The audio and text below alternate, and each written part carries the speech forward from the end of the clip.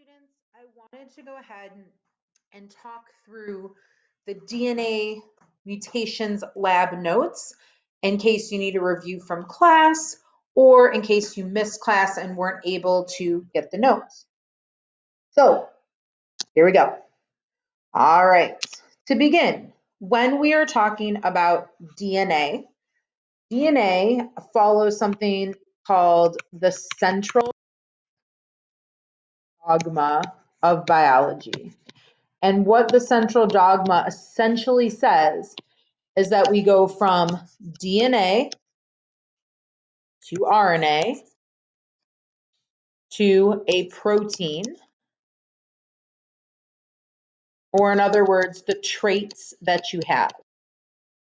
So DNA and RNA are the code, and they're the code that creates the proteins that's going to give you your hair color or your eye color, so on and so forth. So let's begin. DNA is found in the nucleus, and I really hope that all the stuff I'm going over is a review from what you learned in biology class. If not, you can watch this video as many times as you need to kind of review this stuff. So DNA is found in the nucleus, and it's a code for all of the traits that you will have. Or another way to think about it is it's a blueprint for life. Well, every living thing on Earth is made up of DNA, but everyone's DNA is different, and that's what makes you who you are and gives you your unique traits. Like I said, DNA is found in the nucleus. So the nucleus is a circular-ish structure, and it does have these holes or pores inside of it. DNA itself is made up of two strands that come together in a shape known as a double helix. So this right here is our DNA, okay? The DNA is so big that it cannot fit out of the holes or the pores in the nucleus. So your DNA has to always stay in the nucleus. Like I said, DNA is called a double helix, and the two strands are held together in the middle, okay, by bases. Nitrogen bases is what they're called. And to shorten the nitrogen bases, we represent them by four letters: A, T, C, and G. Now, if this was my one strand and I wanted to figure out how it's held together with my other strand, there are rules that we call base pairing rules. And the rules essentially state that A always goes with T, T goes with A, C goes with G, and G goes with C. These are our base pairing rules. Okay? Now, the easiest way, and these are the rules right now just for DNA, the easiest way for me always to remember these is I have to remember something else in life to remember what letters go together. And for me, when I was in high school, I just gotten my first cell phone. Cell phones was a new thing. I know I'm old. And my first cell phone, my cell phone company was AT&T. So for me, I always think of AT&T to remember that A goes with T and T goes with A. Also in high school, I started wearing more makeup, and the brand of makeup I always wore was CoverGirl. So for me, C going with G, I remember it because of my makeup choices in high school, which was CoverGirl. So that is DNA. Double helix, two strands together, really big, stays in the nucleus, has all these letters in a certain order that gives you your blueprint for life. Now, since DNA can't leave the nucleus, we need to make a copy of the DNA. I want to switch colors there. And our copy of DNA is called RNA.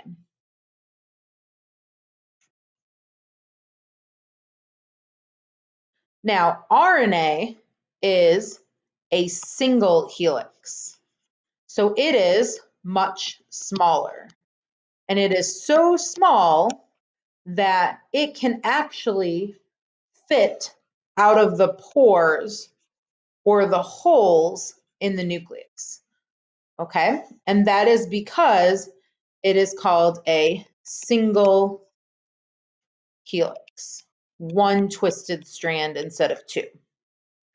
Now, when we're making this copy, we have to go from DNA to RNA, and the rules change a little bit. So if this is my DNA, oops, apologize for my little typo there. Let me just rewrite that.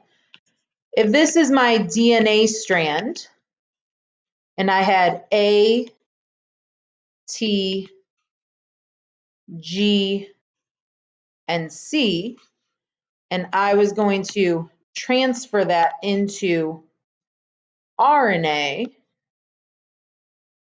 some of the rules change.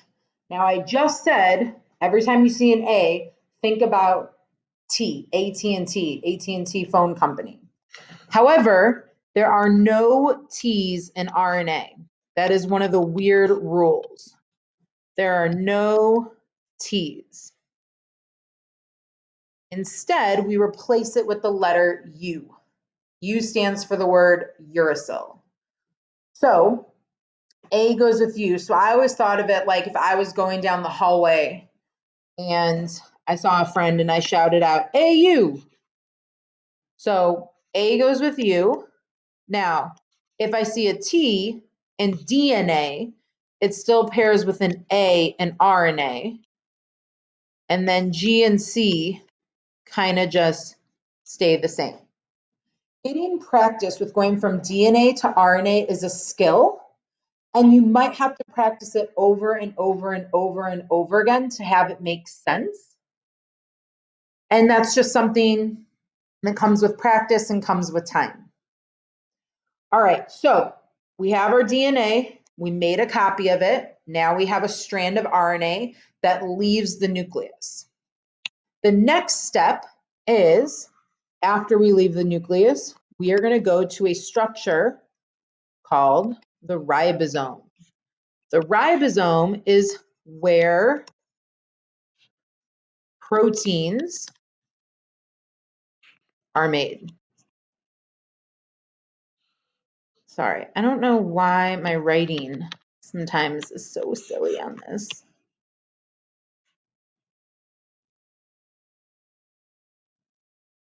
Okay, so the ribosome is a large circular structure.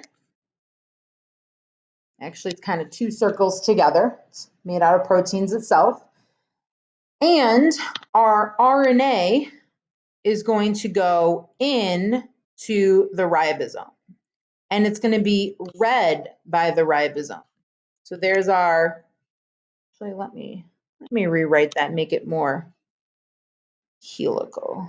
There we go. All right, so our RNA gets read by the ribosome. So we went from nucleus, DNA, made a copy to RNA. RNA is now going into the ribosome. Once it gets inside the ribosome, it's going to send out a signal for something known as amino acids. Okay, amino acids are the building blocks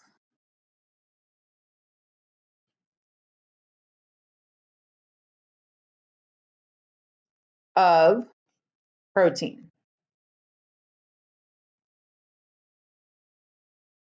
In other words, what proteins are made out of. So once the RNA is read, these amino acids will start to join together. And they have really crazy names like methionine, arginine, leucine, tryptophan, so on and so forth, until you actually get to a code that says to stop. And there are actually 20 different names for amino acids. And depending on the order that they are joined together, that is going to create a protein, which is going to give you a trait. Now, usually this code is going to be hundreds, thousands, hundreds of thousands of amino acids long, and then it's going to fold upon itself, and that protein is going to give you your hair color, your eye color, your skin color, your height, even behavioral traits. Why certain subjects are harder or easier for you to learn in school has to do with what proteins your cells are making. For the purposes of our lab, we are literally just going to practice going from DNA to RNA and figuring out the amino acids. So the next video, I'm going to kind of review once again how to go in the lab itself from DNA to RNA to protein specifically in the lab. If you have any questions, always let me know. Thanks, guys.